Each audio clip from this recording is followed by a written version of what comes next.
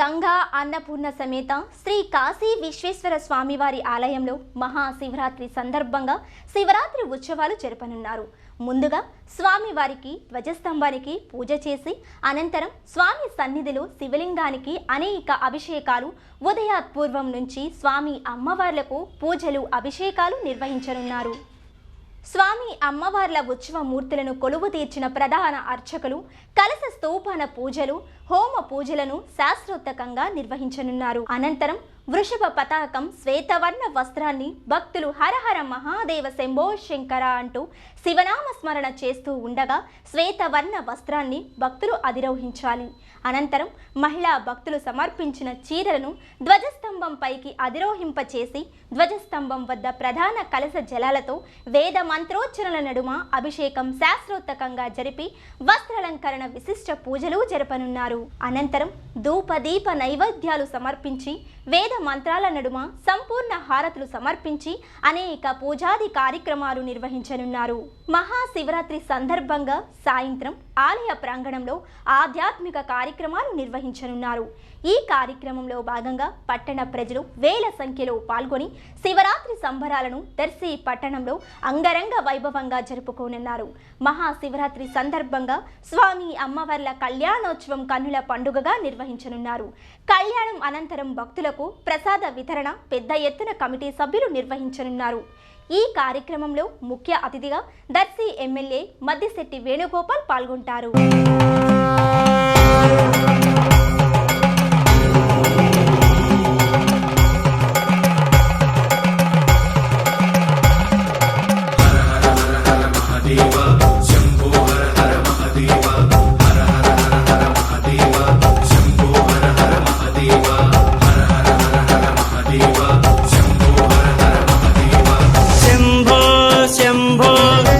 सदा शिव शंभो शंभो शंभो ओंकारेश्वर शंभो अभय शुभंकर शंभो प्रलय भयंकर शंभो अभय शुभंकर शंभो प्रलय भयंकर शंभो विश्वनाथाय नमः वैद्यनाथाय नमः सोमनाथाय नमः सामवेदाय नमः त्रिकालाय त्रिशूलाय त्रिनेत्राय त्रिलोकाय हर हर हर हर शंभो शंभो सांब सदा शिव शंभो शंभो शंभो ओंकारेश्वर शंभो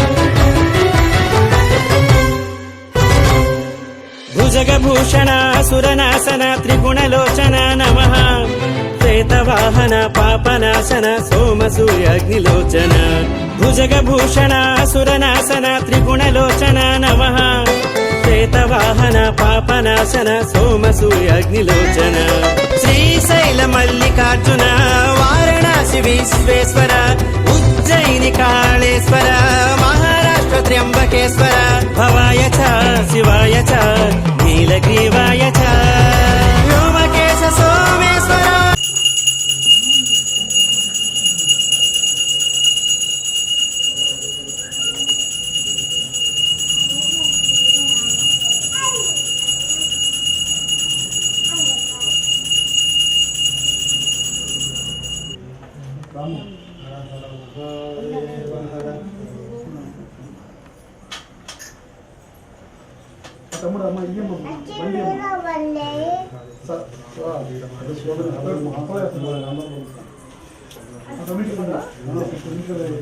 हर हर महादेव हर हर महादेव हर हर महादेव हर हर महादेव ओम नमः शिवाय ओम नमः शिवाय ओम नमः शिवाय हर महादेव शंभो ప్రకాశం జిల్లా దర్శి పట్టణంలో ప్రతిష్ఠింపబడిన శ్రీ గంగా అన్నపూర్ణ సమేత శ్రీ కాశీ విశ్వేశ్వరనాథుని దేవస్థానం నందు ఈరోజు మనం ఉన్నామండి. ఈ దేవస్థానం నందు మహాశివరాత్రిని పురస్కరించుకొని 11 రోజుల బ్రహ్మోత్సవ కార్యక్రమాలు నిర్వహిస్తున్నారు. ఈ బ్రహ్మోత్సవాలకు సంబంధించినటువంటి ఏర్పాట్లు ఏ విధంగా జరుగుతున్నాయి, వాటికి సంబంధించినటువంటి విధి విధానాలను పాలక మండలి సభ్యులను అడిగి తెలుసుకుందాం. మహాశివరాత్రి పండుగ పురస్కరించుకొని ఆ రోజు తెల్లవారుజాము నుంచి రుద్రాభిషేకాలు, స్వామివారి పూజ కార్యక్రమాలు జరుగుతున్నాయి. అలాగే ఉదయం 10 గంటలకు భరతనాట్యము, మధ్యాహ్నం 10 గంటలకి అన్నదాన కార్యక్రమము, రాత్రి 12 పురుషులకి లింగోద్భాభిషేకం జరుగును. తదుపరి భాగంగా స్వామివారి కళ్యాణం జరుగుతుంది. కావున ఎంతమంది భక్తులు పాల్గొని స్వామి కృపకు పాత్రలను కోరుతున్నాము. కార్యక్రమంలో ఉదయం 10 గంటలకు భరతనాట్యము, 12కి అన్నదాన కార్యక్రమము, అలాగే ఆ రోజు రాత్రి 12 గంటల పురుషులకి స్వామివారి లింగోద్భాభిషేకము, తదుపరి భాగంగా స్వామివారి కళ్యాణం జరుగుతుంది. కావున తప్పనిసరిగా 50 మంది భక్తులు పాల్గొని స్వామివారి కృపకు పాదుకలను కోరుచున్నాం. అలాగే అంటే ఈ దేవస్థానానికి అన్నదాన కార్యక్రమంలో ఎంతమంది ప్రజలు పాల్గొంటున్నారు? దాదాపు 7,000 మంది. మా శివాలయం నందు 5 గంటల నుండే శివరాత్రి కోలాహలం జరుగును. శివాలయంలో ప్రతి సంవత్సరం మహాశివరాత్రి రోజు చాలా వైభవంగా కార్యక్రమాలన్నీ జరుగుతాయి. ఉదయం పూట అందరూ చాలామంది వేళల్లో భక్తులు వచ్చి దర్శించుకుంటారు. మధ్యాహ్నం అన్నదాన కార్యక్రమం చాలా బాగా జరుగుతుంది. రాత్రికి లింగోద్భవ అభిషేకాలు బాగా జరుగుతాయి. తెల్లవారుజామున స్వామివారి కళ్యాణము, తీర్థప్రసాదాలు స్వీకరించి తర్వాత భక్తులు ఎవరి ఇళ్ళకు వాళ్ళు వెళ్తూ ఉంటారు. చాలా వైభవంగా ఆ రోజంతా ఇక్కడే మాకు శ్రీశైలం అన్ని క్షేత్రాలు ఇక్కడే ఉన్నాయన్నంత ఆనందంగా ఉంటుంది. మా దేవస్థానంలో చాలా బాగా సందడిగా ముందు రోజు నుంచి ఆ మహిళలందరం వచ్చేసి పూలు అన్నీ చేసుకుంటూ అంతా అలంకరించుకొని కళ్యాణానికి కావలసిన ప్రతిదీ చూసుకుంటూ మా చైర్మన్ గారు చాలా బాగా చేస్తారు. ఏదైనా కానీ మధ్యాహ్నం చేస్తూ ఇక్కడే ఉంటూ కళ్యాణం మాత్రం చాలా బాగా అద్భుతంగా చేస్తారు. మా కన్నుల పండుగగా శ్రీశైలంలో అక్కడ కళ్యాణం జరుగుతుంటే ఇక్కడ జరుగుతుందన్నంత ఆనందంగా ఉంటుంది. మాకు మెయిన్ ఇక్కడ ఉత్సవ విగ్రహాలు చాలా కలకలలాడుతూ ఉంటాయి. అలంకరణ కానీ చాలా బాగా చేస్తారు. తెల్లవారుజామున కళ్యాణం అయిపోయాక ప్రతి ఒక్కరికి మళ్ళీ తీర్థప్రసాదాలన్నీ అందిస్తారు చైర్మన్ గారు. ప్రతిదీ ఇక్కడ పూజారి గారైనా ఎవరైనా అందరూ బాగా సహకరిస్తారు. ప్రతి కార్యక్రమం చాలా సంతోషంగా చేసుకుంటాం. పల్లకి సేవ కూడా ఊరంతా చాలా ఘనంగా అందరం వెళ్ళి పాల్గొని మహిళలం అందరం దీపాలు పట్టుకొని పల్లకి సేవతో చాలా బాగా జరుగుతుంది. అలాగే గత 10 సంవత్సరాల నుంచి ఈ దర్శి కాశీ విశ్వేశ్వర స్వామి దేవస్థానం ముందు భక్తుల సహకారం కానివ్వండి, గ్రామ పెద్దల సహకారం, అదేవిధంగా ఇక్కడ కమిటీ వారి సహకారంతో, ఇక్కడ పండితుల వారి సహకారంతో దాదాపుగా 10 సంవత్సరాల నుంచి అన్నసంతర్పణ కార్యక్రమం జరుగుతూ ఉంది. మహాశివరాత్రి రోజు ఉదయం పూట నుంచి పూజలు, అదేవిధంగా ఆడవాళ్ళు కానీ భార్య భర్తలు దంపతులు వచ్చి దేవుడు దర్శించుకొని వాళ్ళ అభిషేకాలు చేసుకోవడం. 5 సంవత్సరాల నుంచి ఇక్కడ అన్నసంతర్పణ కార్యక్రమాలు జరుగుతున్నాయి. గ్రామ పెద్దలందరి సహకారంతో మన కరోనా మొన్న వచ్చినప్పుడు కూడా అన్నసంతర్పణ జరిగిన తర్వాతనే కరోనా వచ్చింది. ఈ కరోనా వచ్చినప్పుడు ఏంటంటే ఈ ప్రజల్ని ఎక్కువ భాగం ఒక రద్దీగా కాకుండా మినిమం భక్తుల్ని ఆలయంలోకి ఎంటర్ చేసి దూరంగా దేవుడిని దర్శనం చేసుకుని 1 by 1గా భక్తులకి దర్శనం ఇచ్చారు. పోలీసు వారు ప్రభుత్వ సహకారంతో మాస్కులు, శానిటైజర్స్ అవన్నీ కూడా ఏర్పాటు చేయడం జరిగింది. చాలా నియమ నిబంధనల ప్రకారం గవర్నమెంట్ ఉత్తర్వుల ప్రకారం కూడా ఇక్కడ కరోనా టైంలో ఇక్కడ పూజా కార్యక్రమాలు జరిగినాయి. అయితే రేపు మహాసంతర్పణ ఇక్కడ మహాశివరాత్రి రోజు పాత విధానంగానే అన్న సంతర్పణ ఏర్పాటు చేయడానికి కమిటీ వారు ఇట్లా పంతులు గారు కానీ గ్రామ పెద్దలందరూ కూడా నిర్ణయించున్నారు.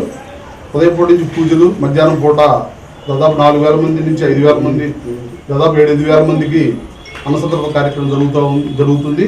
ప్రతి సంవత్సరం లాగే ఈ సంవత్సరం కూడా కార్యక్రమాలు జరుగుతాయి.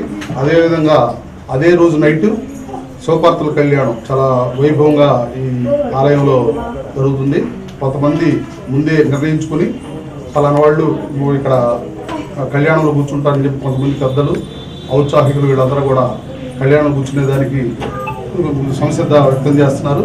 ఇక్కడ కళ్యాణం కూడా గత 5 సంవత్సరాల నుంచి కళ్యాణం కూడా మహాప్రసిద్ధిగా జరుగుతూ ఉంది. ఇక్కడ ఇవన్నీ కార్యక్రమాలు జరగడానికి ఈ గ్రామ పెద్దలు కానివ్వండి, ఇక్కడ కమిటీ వారు కానివ్వండి అందరూ కూడా బాగా సహకరిస్తున్నారు. ఈ దర్శి శివాలయంలో శివపార్వతుల్ని దర్శిస్తే ప్రజలకి మేలు జరుగుతుందని, చాలా పురాతనమైన శివాలయం కాబట్టి ప్రజలకు బాగా నమ్మకం. అక్కడే అందుకని ఇక్కడ అభిషేకాలు కానివ్వండి, లేకపోతే ఏదైనా గోత్రనామాలు చెప్పుకొని అభిషేకాలు చేయించుకోవడం, లేకపోతే పిల్లలు వాళ్ళు పుడితే వాళ్ళ పెళ్లి పెట్టుకోవడం, లేకపోతే మిగతా కార్యక్రమాలన్నీ కూడా ఇక్కడ జరుగుతూ ఉంటాయి. ఇది 20 సంవత్సరాల క్రితం అప్పుడు అంటే ఇక్కడ పార్టీల గురించి మాట్లాడకూడదు, తెలుగుదేశం అధికారులు ఉన్నప్పుడు సిద్ధారామరావు గారు ఇక్కడ మంత్రివర్గ ఉన్నప్పుడు ఈ నాంశెట్టి శివప్రసాద్ గారు చైర్మన్గా, మిగతా సభ్యులు వీళ్ళందరూ కమిటీ సభ్యులుగా ఉన్న టైంలో వీళ్ళ ఆకాంక్షను చూసి, వీళ్ళకున్న భక్తి భావన చూసి వీళ్ళని కమిటీ చైర్మన్గా మెంబర్లుగా పెట్టడం జరిగింది. వాళ్ళు అందరిలాగా పేపర్ మీద పేర్లు చూపించుకోకుండా వాళ్ళందరూ భక్తిభావంతో, గ్రామ పెద్దల సహకారంతో, పురోహితుల సహకారంతో, అందరి సహకారంతో చందాలు వసూలు చేసి ఇక్కడ అయ్యప్ప స్వామి విగ్రహం కానివ్వండి, లేకపోతే కాలభైరవుడి విగ్రహం కానివ్వండి, వీరభద్ర స్వామి విగ్రహం కానివ్వండి, అదేవిధంగా అంతకుముందు పాతగా ఈ శనేశ్వర స్వాములు ఎన్ని ఉంటాయి అవన్నీ కొత్తగా కట్టి నవగ్రహాలు, అట్లానే గోడ చుట్టూ కూడా చిన్న అమ్మవారి గుళ్ళు, మిగతా శక్తిపీఠాలన్నీ ఏర్పాటు చేసి గుడికి చాలా డెవలప్మెంట్ చేశారు. అయినా ప్రభుత్వం పడిపోయినా కూడా మళ్ళీ ఇప్పుడు వైసీపీ గవర్నమెంట్ వచ్చినా కూడా ఇదే కమిటీని కంటిన్యూ ఎమ్మెల్యే గారు చేశాడంటే వాళ్ళ ఇక్కడ ఉన్న శివాలయం మీద, శివుడి మీద ఉన్న భక్తికి మళ్ళీ తర్వాత గవర్నమెంట్ వచ్చినా కూడా వాళ్ళనే మళ్ళీ సభ్యులుగా, వాళ్ళనే మళ్ళీ చైర్మన్గా నియమించి ఈ ఆలయ అభివృద్ధికి పాటుపడుతున్నారని ఈ పార్టీలతో సంబంధం లేకుండా వాళ్ళని అదే ప్రకారం కంటిన్యూ చేసి ఈ గ్రామాభివృద్ధికి, ఈ గుడి అభివృద్ధికి చేస్తున్నారని అదే నిదర్శనం. సంపృక్తో వాగర్ధ ప్రతిపత్తయే జగత పితరం వందే పార్వతీ పరమేశ్వరం. ఈ యొక్క సృష్టికి మూల దంపతులైనటువంటి ఆదిశంకరులు కూడా ఈ యొక్క దర్శనాపురిలో 400 సంవత్సరాలుగా వేంచేసి ఉన్నారు. ఈ యొక్క గంగా అన్నపూర్ణ సమేత శ్రీ కాశీ విశ్వేశ్వర స్వామి వారి యొక్క దేవస్థానంలో మా తాతగారి దగ్గర నుంచి కూడాను మేము ఆచార్యత్వ దీక్ష మరియు అర్చకత్వం చేస్తూ ఉన్నాము. రేపు మహాశివరాత్రి 11వ తేదీన ప్రాతకాలంలోనే సుప్రభాత సేవ, ఆ తర్వాత స్వామివారికి సామూహిక రుద్రవారాభిషేకం, తర్వాత నుంచి సర్వదర్శనం ప్రారంభమవుతుంది. తర్వాత మాధ్యాహ్నిక కాలంలో మహానివేదన, ఆ తర్వాత అన్నదానము జరగబడుతుంది. ఆ తర్వాత సాయంకాలం గ్రామోత్సవం, తర్వాత అర్ధరాత్రి 12 గంటలకు లింగోద్భవ కాలంలో స్వామివారికి విశేష ద్రవ్య స్నపనాల చేత అభిషేకము జరుగుతూ ఉంటుంది. పాలు, పెరుగు, తేనె, నెయ్యి, పంచదార, పసుపు, కుంకుమ, గంధము, విభూతి మరియు విశేష ద్రవ్యాలతోటి, పన్నీరు మొదటి విశేషమైనటువంటి ద్రవ్యాలతోటి 51 ద్రవ్యాల పైగానే స్వామివారికి అభిషేక కార్యక్రమం జరుగుతుంది. తీర్థప్రసాదాలు స్వీకరించి స్వామివారి కృపకు పాత్ర కావాల్సిందిగా కోరుతున్నాం. అలాగే స్వామివారి కళ్యాణానంతరం స్వామివారికి ఊంజల సేవ అనగా ఉయ్యాలలాగా ఏర్పాటు చేసి స్వామివారిని చేయడం జరుగుతుంది. ఆ తర్వాత స్వామివారి యొక్క మహాశివరాత్రి యొక్క పూజా కార్యక్రమాలు అందరితో పరిసమాప్తమవుతాయి. కాబట్టి 50 మంది భక్తులు కూడాను స్వామివారి యొక్క తీర్థ ప్రసాదాలు స్వీకరించి స్వామివారి కృపకు పాత్ర కావాల్సిందిగా కోరుతున్నాం. అలాగే మా యొక్క స్వామివారి యొక్క మూల విరాటు ప్రతాపరుద్ర స్వామివారి యొక్క ప్రతాపరుద్ర మహారాజు గారి యొక్క కాలంలో ప్రతిష్ఠింపబడింది. అలాగే మండపంలో ఉన్నటువంటి వినాయకుడు 400 సంవత్సరాలు పైబడి ఉంటుంది. ఆ తర్వాత ఆ వినాయక స్వామి వారి వెనకాల ఉన్నటువంటి లింగోద్భవ కాలంలో అభిషేకానికి కానీ మామూలుగా భక్తులు 50 మంది కూడాను ఆ స్వామివారికి అభిషేకం చేసుకోవచ్చు. ఆ తర్వాత నందీశ్వరుడు, మన పాత వీరభద్రుడు, నవగ్రహాలు అన్నీ కూడా ఉన్నాయి. ఈ యొక్క స్వామివారి యొక్క భక్తులలో కూడా విచ్చేసి స్వామివారి యొక్క దర్శనం చేసుకుని ఆ యొక్క నవగ్రహాల యొక్క అనుగ్రహాన్ని కలిగించి మరియు స్వామివారి యొక్క కృపకు పాత్రలు కావాల్సిందిగా కోరుతున్నాం. అలాగే మహాశివరాత్రి యొక్క విశిష్టతని కూడా మా ప్రేక్షకులకు మహాశివరాత్రి అనగా స్వామివారు లింగోద్భవంగా ఉద్భవించినటువంటి రోజు.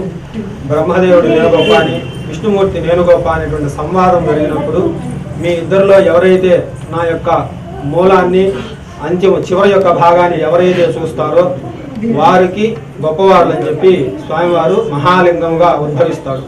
అప్పుడు బ్రహ్మదేవుడు తన యొక్క హంసవాహనంతో పైకి వెళ్తాడు. విష్ణుమూర్తి వరాహావతారం పొంది అదో భాగానికి కిందకి వెళ్ళి ప్రయత్నిస్తాడు.